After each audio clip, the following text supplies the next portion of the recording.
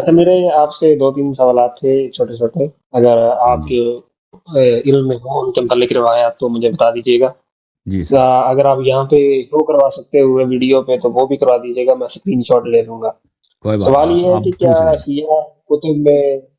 شیعہ کتب میں حضرت عیسیٰ علیہ السلام کے متعلق یہ ذکر موجود ہے کہ وہ بدن سمیت آسمان کی طرف گئے؟ کیونکہ جی بخاری جی جی، ومسلم یا بدن کتب میں گئے ستہ میں تھے یہ وہ ہے کہ وہ ہاں وہ یہ ہے نازل ہوں گے۔ حدیث میں یہ وہ بدن کے ساتھ گئے تھے تو آسمان میں اللہ تعالیٰ نے اسی وقت ان کو ان کی قبض روح کیا تھا اور پھر دوبارہ زندہ کیا تھا، اسی وقت مر کے زندہ بھی کیا جیسا تھا۔ کہ میں نے بتایا کہ کتب ستہ میں ذکر ہے کہ حضرت عیسیٰ علیہ السلام قرب قیامت میں نازل ہوں گے، نزول ہوگا ان کا۔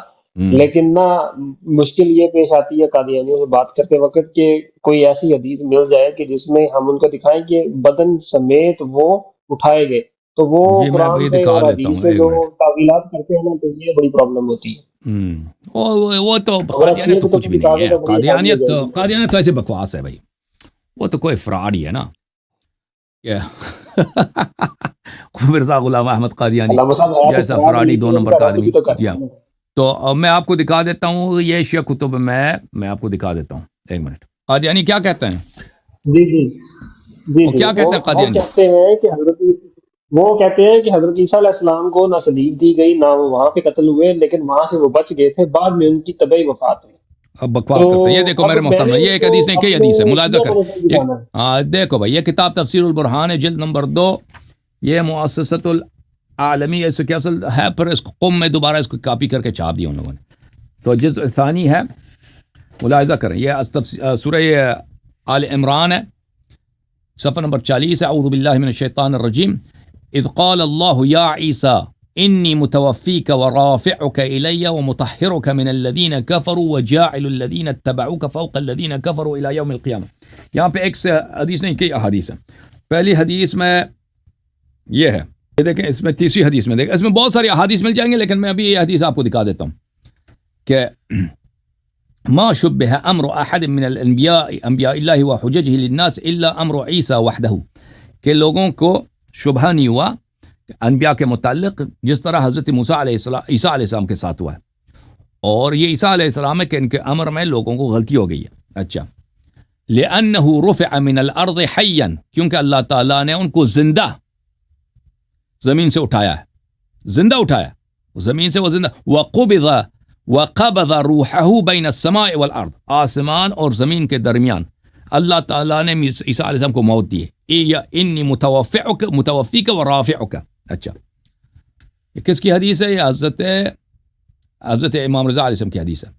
ورد علیہ روحہ، وہ اسی وقت اس کا قبض روح کر کے دوبارہ ان کے بدن میں روح ڈال دیا۔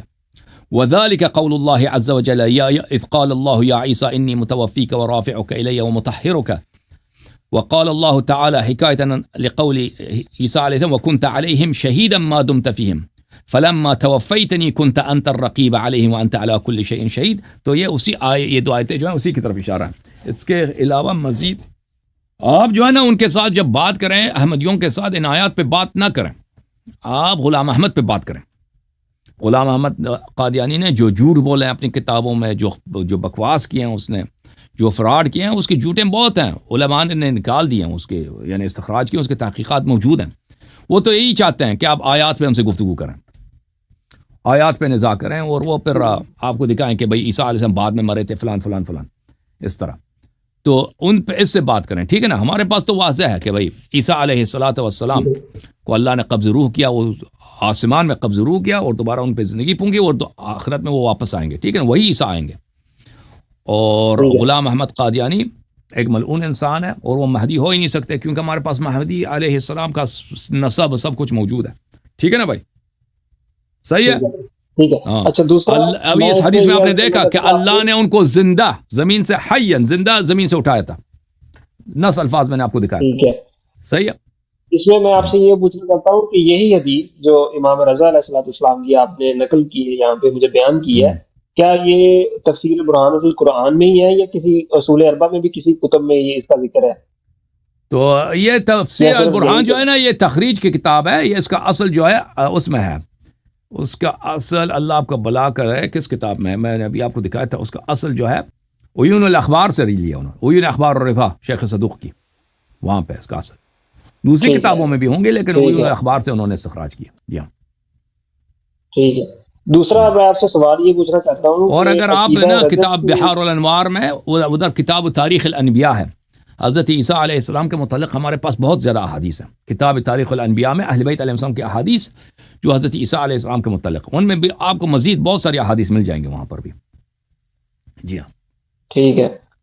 ٹھیک ہے. دوسرا میں آپ سے پوچھنا چاہتا تھا کہ جب آپ کا ایتھیسٹ سے مناظرہ ہوا تھا ابیاس اقبال سے، تو وہ تو آپ نے بہت اچھے طریقے سے اس کا رد کیا ہے، لیکن میں آپ سے اس ضمن میں یہ پوچھنا چاہتا ہوں کہ شیعہ علماء نے ائمہ اہل بیت علیہ السلام اجمعین کی جو جتنی بھی روایات ہیں جو صحیح سند ہیں، جن کی تخریج بالکل صحیح ثابت ہیں، یا رسول اللہ کے جتنے مناظرات ہوئے ہیں ملحدین سے، ان کو کسی ایک کتب میں نقل کیا ہو اردو میں، اگر آپ جانتے ہو تو مجھے بتا سکتے ہیں؟ تو وہ جو ہے نا آپ کو کتاب الاحتجاج للطبرسی، وہ اردو میں شاید اس کا ترجمہ بھی ہے، کتاب احتجاج للطبرسی اس میں مل جائے گا، اور کتاب احتجاج بحار الانوار کی کتاب الاحتجاج جلد نمبر 8 جلد نمبر 9، بحار الانوار کی کتاب جلد نمبر 8. احتجاج دیکھیں عربی زبان، اردو میں احتجاج کسی اور چیز کو بولتے ہیں، عربی زبان میں احتجاج کسی اور چیز کو بولتے ہیں.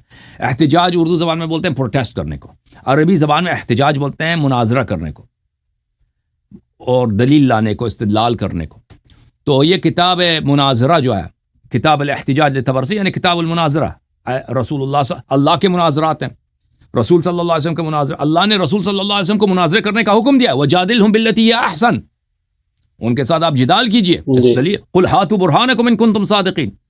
تو رسول صلی اللہ علیہ وسلم کسی کی دلائل استدلال سے نہیں گھبراتے تھے، تو ان کو وہاں پہ ملے گا کتاب احتجاج طبرسی میں کتاب احتجاج بحار الانوار یعنی استدلال مناظروں کی کتاب جو بحار الانوار کی جلد نمبر 8 اور جلد نمبر 9 ہے. جی ہاں ٹھیک ہے.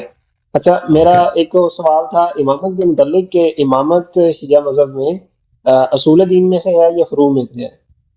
اصول مذہب میں سے، اصول مذہب میں، یعنی اگر کوئی مسلمان یعنی جو لوگ امامت کو نہیں جانتے وہ مسلمان ہیں، اگر کم دیں اصولی دین ہے تو پھر وہ سب کافر ہو جائیں گے. تو یہ لیکن جو ان کو امامت کو نہیں جانتا تو وہ شیعہ نہیں ہے، جو امامت کو قبول کرے وہ شیعہ بن جاتا ہے. ٹھیک ہے نا. تو یہ اصول میں سے فروع میں سے نہیں ہے لیکن اصول مذہب، کوئی اگر اس کو نہیں مانتا تو وہ مسلمان ہے، کیونکہ یہ جی ہاں اصول دین میں کیا ہے؟ توحید، عدل اور توحید، نبوت، میعاد. جی ہاں ٹھیک ہے. تو معاف کیجیے گا میں نے کہا جلد نمبر 9 اور 10 صحیح کہا نا، بحار الانوار کی جلد نمبر 9 اور 10 کتاب المناظرہ ہے، کتاب الاحتجاج ہے. جی سر ٹھیک ہے. تو میں آپ سے یہ عرض کر رہا تھا کہ ائمہ اہل بیت علیہ السلام نے اپنے نہ ماننے والوں جو ان کو امام نہ مانتے ہوں لیکن ان کی عزت کرتے ہوں ان کی تکفیر نہیں کی ہے. جو دیکھیں حقیقت میں وہ کافر ہیں حقیقت میں، لیکن ظاہری طور پر اس دنیا میں ان پہ اسلام کے احکام جاری ہوتے ہیں. ٹھیک ہے نا. لیکن جو لوگ لیکن ان لوگوں کا، لیکن وہ جو نہیں جانتے ان کو پتہ نہیں، ان کے پاس عذر ہے تو وہ معذور ہیں. وہ مشرک بھی ہوں نا، عیسائی بھی ہوں، ان کو اگر دین اسلام کا پتہ نہیں تو ان کے پاس عذر ہے.